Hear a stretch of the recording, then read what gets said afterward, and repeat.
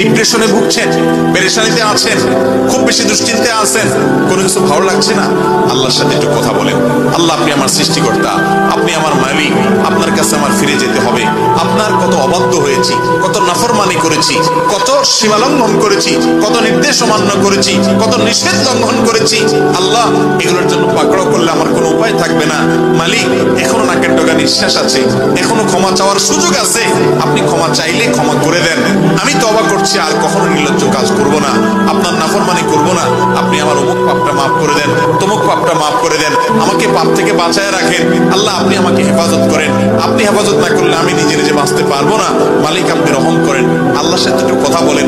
আল্লাহর কসম, সালহাতুস সঙ্গে বুদি দিল খারাস, আজমুদে এক জামানা খাকে বাস।